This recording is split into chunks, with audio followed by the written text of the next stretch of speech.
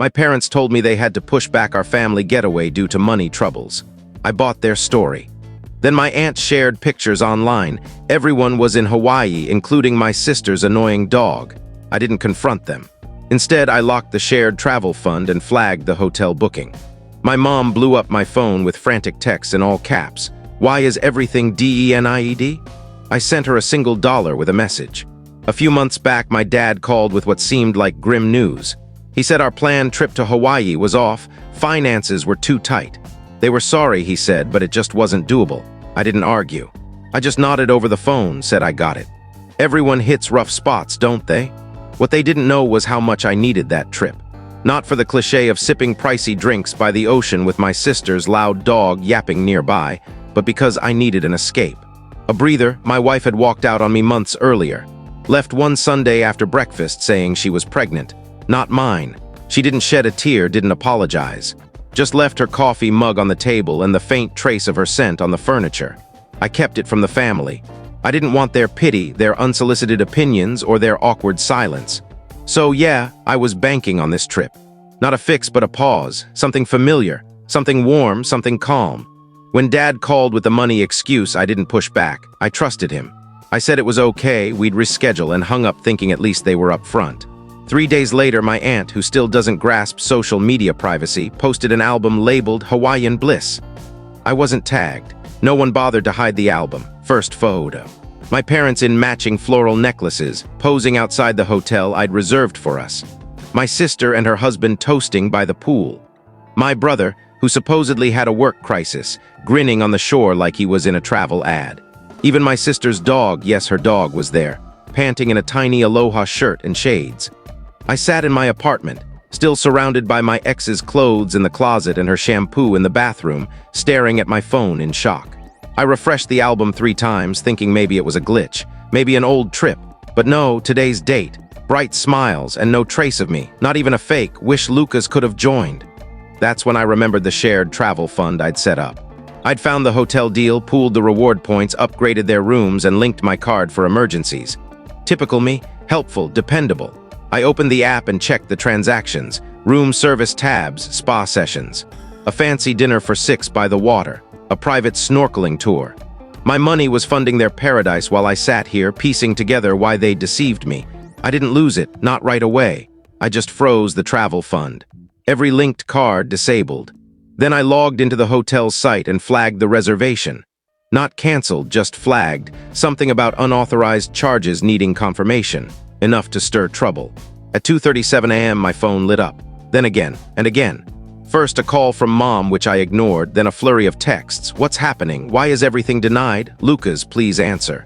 And finally, in all caps, screaming through the screen, why is everything DENIED? What's going on? I didn't reply, didn't type a word. I opened a payment app and sent her $1, just one, with a note, looks like a great trip. Don't forget who arranged it. Then I silenced my phone, turned off the lights, and lay in bed. I wasn't smug. I wasn't pleased. But for once, I wasn't the one played for a fool. By morning, my phone was a war zone. 12 missed calls, mostly Mom, a few from my sister, one from an unknown number I guessed was the hotel. The texts were a mess of confusion, crocodile tears, and finger-pointing. Everything's being declined. Did you mess with something? We can't pay for anything. It's humiliating. Then Lucas, what's going on? And finally, Mom in all caps, why would you do this to us? I left them unread.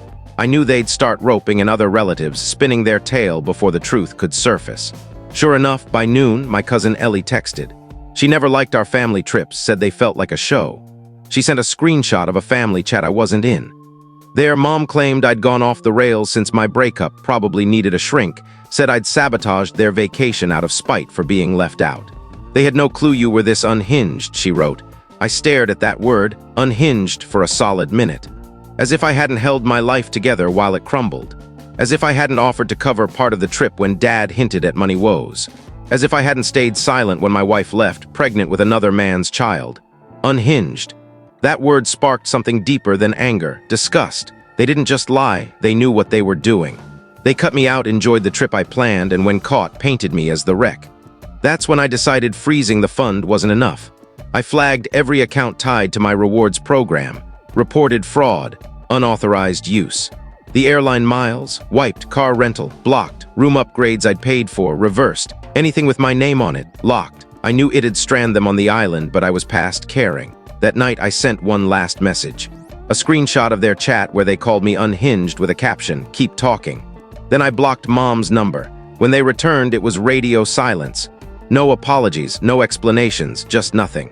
Like if they stayed quiet, it'd all fade away. But 2 days later, Uncle Ray called, asking if I was doing okay and urging me to make things right with Mom. He said she was telling everyone I'd ruined the trip out of jealousy over my sister's success and joy. That made me laugh. I let him ramble, thanked him for his concern, and hung up. Then I got in my car. No text, no heads up. Drove the 40 minutes to their house, parked, and walked in like I still had a key, which I did but decided I'd never use again after that day. They looked shocked. Mid-dinner, my sister there too. The air grew thick as I stood in the doorway. I didn't shout, didn't ask how they were, I just said, "You lied. You took the trip I planned, paid for, and offered to share. You said you couldn't afford it. Then you smeared me to everyone when I found out." Why? No one spoke. Dad stared at his plate. Mom tried her usual guilt trip, muttering, "You don't get it, it wasn't like that." I stopped her. I said what I needed to, told them they'd never see another cent from me. The shared fund? Done. The backup card they used for emergencies? Gone. The subscriptions, the insurance riders, the dental plan under my work coverage? Canceled. "You made your choice," I said. "Now I'm making mine." I turned and left. No one followed. I expected fallout, whispers, maybe a half-hearted apology to smooth things over. Instead, I got silence. Nothing. No texts, no calls, no emails, like they thought ignoring it would make me come crawling back, as I always did when things got tense. The only noise was voicemails from relatives. Aunt Carol left a long one about how hurtful it was that I'd abandoned family. Uncle Ray lectured about swallowing pride for the greater good. Cousin Josh said he didn't want to pick sides, but mentioned Mom had been crying a lot. Not one asked my side. They'd all bought Mom's story. The one where I was unstable, jealous, broken. They echoed her script, line for line. No one recalled I'd offered to help when they claimed they were broke. That I'd planned every detail down to their preferred pillows. That I was lied to, left out, and blamed. So I stopped responding. I left the family chat, erased their birthdays from my calendar, closed the joint account from college days, removed their numbers from my favorites, and cut my name from their spare phone line. Bit by bit, I dismantled the ties that kept their lives running smoothly. But the silence didn't last. One morning, Ellie called again. Asked if I had time to talk. Her tone felt off, so I listened. She said she had news I wouldn't like. She was at my parents' last night. Mom had too much wine and started venting. Said I was spiraling since the divorce, possibly dangerous. Claimed I'd stolen from the trip and tried to ruin it out of bitterness. I went quiet. Ellie sensed it hit hard and added, "I know it's not true. But people believe her, Lucas. She's got them convinced." I thanked her and hung up. Something in me switched off. A final circuit. I defended them too often, given too many chances, paid too many bills. Sat through too many thankless meals pretending all was well. I told myself family meant loyalty, but I finally saw it. Family doesn't mean letting people trample you just because you're related. It doesn't mean eating the damage they dish out. The next day, I called a lawyer, had them draft a letter cutting my name from any legal or financial ties to my parents. Health proxies, accounts, co-signatures, everything. I mailed it to their house with tracking. They signed for it 2 days later. I heard nothing after, not for a while. 2 weeks after the letter, still no word, no calls, no texts. No passive-aggressive group messages about praying for the lost. Dead quiet. It felt good. I'd braced for drama, more lies, a tearful plea, but they gave me nothing. I started sleeping better, not just lying there, but real sleep. I hit the gym again, started writing in a notebook, even met up with an old friend for dinner, the first time I'd laughed in ages. Things felt okay. Then a voicemail came, blocked number. The transcription caught enough to stop me cold. It was Dad. His voice was flat, almost robotic, but not angry. He said he got the letter, understood it. Then mid-message, he paused and said something I never saw coming. "Lucas, your mom's not okay." I thought he meant emotionally. Guilt maybe, regret, but he kept going, said she'd been forgetting things for months, missing appointments, mixing up names, places. She told someone I'd moved across the country, twice. Told my aunt she hadn't seen me in a year, though I was at their house 3 weeks prior. He said he kept it quiet because she didn't want people knowing. Didn't want to be seen differently, and he didn't want to face it. Denial, essentially. He said she'd grown paranoid, confused, that she'd rewritten the whole vacation in her head. Decided I wasn't part of the family anymore, that I wouldn't come even if asked, and he went along with it. Because it was easier than arguing, that voicemail shook me more than anything. I sat on my couch, clutching the phone like it might burn me. If he was telling the truth, this wasn't just betrayal. It was a slow unraveling no one had the guts to name. I recalled odd moments from the past year, her calling me by my cousin's name mid-conversation, or asking about my dog, dead for nearly a decade. But even if something was wrong, why the lies? Why drag my name through the mud? Why make me the fall guy for something they were too ashamed to face? I didn't call back. That same day, Ellie texted again, unaware of the voicemail. She wrote, "Hey, did you turn the old emergency card back on? Your dad's using it again." That froze me. I hadn't touched that card in years, thought it was long expired. But I checked the account and there it was, active. And recently used. New charges, $317 at a pharmacy, $142 at a medical supply store, $600 to something called Neuro Care Solutions. They were using it for her tests. Medications, treatment, all hidden behind an account they thought I wouldn't check. Maybe they kept it active for emergencies. Maybe they meant to tell me and forgot. Or maybe they never planned to, hoping I'd miss it. I stared at the charges and a strange calm settled in. Not anger, not like before, emptiness, like the part of me that cared had been carved out. They lied about the trip, lied to my face, lied to everyone about me. And now they were still leaning on me, dipping into an account they thought I'd forgotten, funding care they never bothered to mention. That night I didn't sleep. I paced my apartment, watching the city lights flicker, wondering when I stopped being a son and became a backup plan they resented.